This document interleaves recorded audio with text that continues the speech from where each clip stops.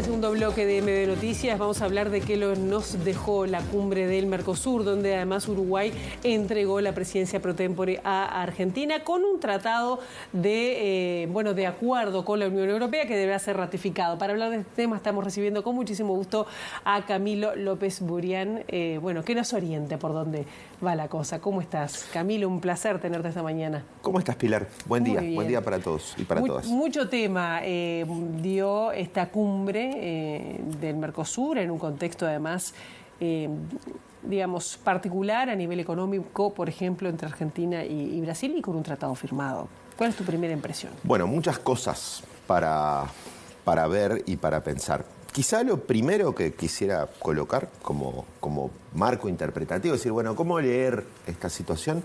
Es poner el asunto de la cumbre del Mercosur y del acuerdo Mercosur-Unión Europea en un contexto más amplio y más largo, que nos permita tener cierta perspectiva de qué significa, en términos de que este es un paso muy importante dentro de un proceso muy largo, que tiene décadas de relación entre nuestra región y la Unión Europea. Eso muestra que es parte de un proceso. Y la otra en el contexto global en el que está, y cómo se puede interpretar. La lectura quizá más, no sé si la más interesante, pero la lectura que nos permite tener una visión un poco más amplia y no quedarnos solamente en una discusión económico-comercial del acuerdo, es entender cómo ese acuerdo se inserta en un contexto global. En estos días nos consultaban por distintas cosas y bueno, yo escuché a colegas, escuchaba a mis profesores, ¿no? Los colegas con los que trabajo en el área de Relaciones Internacionales del Departamento de Ciencia Política y también algunos de la Facultad de Derecho también, a Gerardo Caetano, a Carlos Luján, y todos coincidían, todos tenemos miradas distintas, desde dónde mirábamos, ¿no? Gerardo lo miraba desde la integración regional, Carlos hablaba desde la idea de multipolaridad, de ver un mundo multipolar. ¿Qué pasa con China, además? Exactamente, tenía esa posición. Yo trataba de mirarlo desde la idea de órdenes, que es la que quería traerles un poco hoy. Pero todos llegábamos a la misma conclusión. Dije, bueno, quizá esto muestra que desde distintas ópticas un elemento clave es entender esto en una visión política general, donde el acuerdo Mercosur-Unión Europea está contextualizado en un momento de gran transformación, donde el significado del acuerdo no es solamente un significado desde el punto de vista económico-comercial, sino que tiene mucha relevancia política, geopolíticamente, estratégicamente y en términos de la posición no solamente de nuestra región, sino también de Europa, en un mundo que está cambiando. Decís a nivel mundial. Exactamente. ¿Por qué? Porque si uno piensa este proceso, uno puede decir, bueno, el orden mundial, como decías tú recién, ¿no? Adelantabas la idea de China, bueno, China, Estados Unidos, las grandes potencias de menor calado que ellas, que tienen impacto en el orden mundial, están cambiando su distribución de capacidades, su poder económico, su poder político. Esto tiene que ver con las grandes transformaciones de la economía internacional, ¿no? Pero también se están disputando ciertos valores, ciertas normas compartidas, ciertos sentidos comunes que son desafiados por algunos actores. Se ponen en cuestión algunas reglas. Donald Trump va a asumir en enero del año que viene y cuestiona, por ejemplo, muchas de las reglas de juego, de las formas de trabajar en el ámbito internacional a partir del multilateralismo. Y este acuerdo es un acuerdo que reafirma eso, que reafirma el multilateralismo cuestionado, que dice, pongámonos de acuerdo en torno de algunas reglas, tengamos ciertas previsibilidades, ciertas estabilidades, trabajemos en pos de un diálogo regional, a su vez de dos regiones, Europa y en este caso la nuestra, que está posicionándose en un mundo en disputa, con estas luchas geopolíticas, buscando márgenes de maniobra, buscando autonomía. Y esta es la clave que quería rescatar, que te decía, todos miramos más o menos desde distintas ópticas, pero llegamos a esta idea, que es resaltar y resignificar esta idea de autonomía estratégica. Y ahora yo me pregunto también, ¿este acuerdo ahora le sirve más a Europa y por eso se anima un poco más a firmarlo, aunque no está ratificado? Europa tiene una necesidad política muy importante de este acuerdo y una necesidad estratégica. Europa está viviendo distintas transformaciones. Una de ellas es la del Pacto Verde, la transformación en términos de su modelo económico en relación a lo ambiental. Para ello, la sociedad con nuestra región es clave. Entre otras cosas, en un Mercosur que hoy incorpora a Bolivia y que tiene, además de materias primas, además de carbón, de carbón, exactamente, pensando en el hierro, pensando en ciertas producciones, necesita hoy de otro tipo de materiales para, por ejemplo, esa transición verde, para tener otro tipo por ejemplo, litio, distintos tipos de producción energética, de insumos para una Europa que está en transición. Una Europa que depende, tiene una fortísima dependencia ha desarrollado durante muchos años una fortísima dependencia, por ejemplo, de la energía rusa, que tiene una dependencia del gas ruso particularmente, que tiene una relación económica con China muy particular y que estratégicamente en términos defensivos también lo tiene con la OTAN, con Estados Unidos. Bueno, en este contexto, este escenario está cambiando, Europa necesita mayores márgenes de maniobra, eso quiere decir autonomía estratégica en relación a esas relaciones, y la sociedad con nuestra región es una sociedad estratégicamente importante. Pero también lo es para nosotros, porque en esas tensiones, pensando en esas tensiones de guerras comerciales que hemos visto entre Estados Unidos y China, pero también de posicionamientos en la región con distintos énfasis, con distintas miradas, tener otro socio con quien jugar en ese espacio político es una forma de ganar márgenes de maniobra. Se habla de un mercado de 700 millones de personas, entre otras cosas, si solo pensamos a nivel económico, pero esto le puede llegar a cerrar, más allá de seguir con esto, ¿no? Y con inversiones. Y con inversiones, que vienen inversiones también europeas a nuestro país y, bueno, la apertura para allá. Le cierra las puertas porque se ha vuelto en estos días a poner China arriba de la mesa. O Mercosur tiene que también habilitar a China. Si tiene o no tiene, esa es una decisión de los políticos. Son decisiones políticas de los estados. Un asunto es cómo estos acuerdos se negocian. Estos acuerdos, el principal elemento es que tienen ganadores y perdedores. Este tipo de acuerdos en su dimensión económica, no son solamente económicas, tiene que ver con impactos en distintos sectores.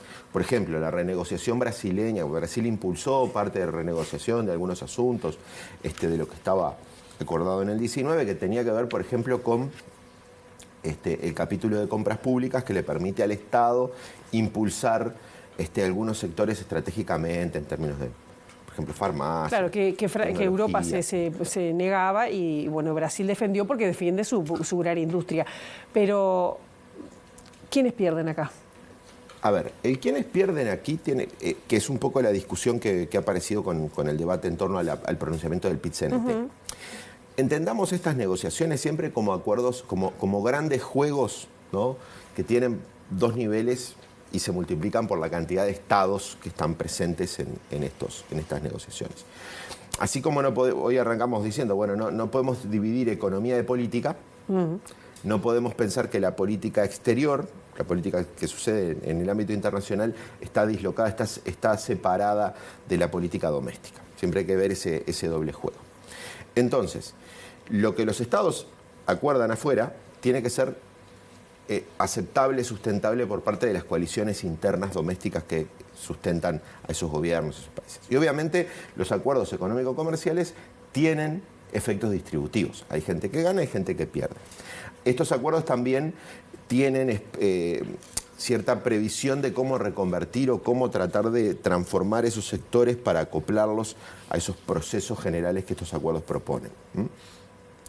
Lo que estamos encontrando hoy son señales, ¿no? Señales de actores económicos, de actores políticos que van a decir, bueno, estos intereses se me ven afectados. Lo mismo ocurre, no solamente lo que plantea el PIT-CNT, que no es nuevo, que ha aparecido, si uno ve las negociaciones económico-comerciales del Uruguay en el siglo XXI, la discusión del TLC con Estados Unidos, la propuesta del TLC con China y distintos otros acuerdos de otros tipos de regulaciones internacionales, el PIT-CNT ha colocado sus posiciones, como también lo hacen los sectores agrícolas europeos, por ejemplo, que estamos viendo en países como Francia, como Italia, como Polonia. Alemania es una de las grandes impulsoras de este acuerdo y tiene que ver también con esta lectura política que hay que darle a a esta situación y no quedarnos solamente con una discusión económica. Me parece que hoy esta visión de autonomía estratégica, de ver el posicionamiento de Europa a nivel global, la apuesta por el multilateralismo, ¿no? Tener un socio relevante es importante, que sea en un contexto también particular de nuestra región. ¿Lo ves beneficioso para el Mercosur que se firme ahora este acuerdo? A ver, el carácter beneficioso, eso pasa por pensando también en ese nuevo orden mundial, si no sé si llamarlo así. A ver, si uno trata de... Estamos en un momento donde el orden, esa articulación entre capacidades, ideas y reglas, instituciones, está en crisis. En una crisis tremenda, ¿no? Miren la reconfiguración en términos incluso de guerras que estamos viviendo, ¿no? Pasamos un fin de semana con una agitación y lo que está ocurriendo, lo que pasó con la caída del gobierno de Al-Assad, lo que implica eso para Turquía, para Estados Unidos, bueno, está cambiando, para Irán, está cambiando muchas para Israel. Hay un campo de efervescencia en esa zona del planeta, pero también tenemos una guerra en Ucrania. O sea, estamos en un momento de gran transformación donde el multilateralismo, donde las discusiones multilaterales, donde la construcción de reglas estables dentro de ciertos principios está, digamos, devaluado en el mundo. Y en ese momento, dos regiones se deciden a construir o a dar un paso más para la construcción de un espacio de acuerdo estratégico con casi 800 millones de personas, con un quinto del PBI, con un nivel de inversiones enormes a nivel global, que es una apuesta diferente en ese contexto de disgregación y disputa, ¿no? Nosotros ya tenemos que ir cerrando, pero solo un comentario bien breve, porque ya no tenemos que ir, con respecto a la posición de Milei, que dentro del Mercosur, que de alguna manera quiso patear el tablero, y es el que asume la presidencia pro tempore, ¿no? Milei es uno de los síntomas de esa crisis con la que arrancábamos, desde dónde entender este momento global. Ese momento global donde se transforman, donde está en transformación algunas cuestiones de la economía política global, de grandes transformaciones económicas, donde hay descontentos sociales, donde hay cuestionamiento de normas y donde hay cuestionamiento de instituciones. Milei está ahí sentado como un ejemplo, como un emergente y un actor que a su vez también desgasta ese sistema, contestatario a ese sistema, ¿no? Es un ejemplo de las derechas antiglobalistas, y cuando hablamos de globalismo no estamos hablando de la globalización económica, sino de esas normas, de esos valores, que dice, bueno, el Mercosur no nos sirve. El Mercosur ha sido un corset, ha sido algo que nos contiene. Nosotros queremos libertad, ¿no? Es la impugnación, es impugnar las reglas de juego internacional y esas instituciones que siente que coartan las libertades. No lo ves como un riesgo. Unos los hacen como, solo una aclaración, unos lo hacen por nacionalistas, pensemos en algunos casos en Europa, él lo hace desde un lado individualista libertario. ¿Es un riesgo? ¿No es un riesgo? Bueno, es una cuestión de verlo en el tiempo. Uno podría decir que en la región Brasil tiene un peso asimétrico relevante y que la política exterior no solamente lo que se dice, sino lo que se puede hacer, pero el posicionamiento de Milei en relación al gobierno de Trump, casi en una lógica de ser contestatario, pero a la vez subalterno de Estados Unidos, puede darle un peso importante. Habrá que ver en el tiempo cómo eso se posiciona. Pero ahí hay un ejemplo de esa contestación y ese momento de crisis del orden internacional que estamos viviendo. Lo seguiremos hablando. Camilo, muchas gracias. Muchas gracias a ustedes por la invitación. Por favor.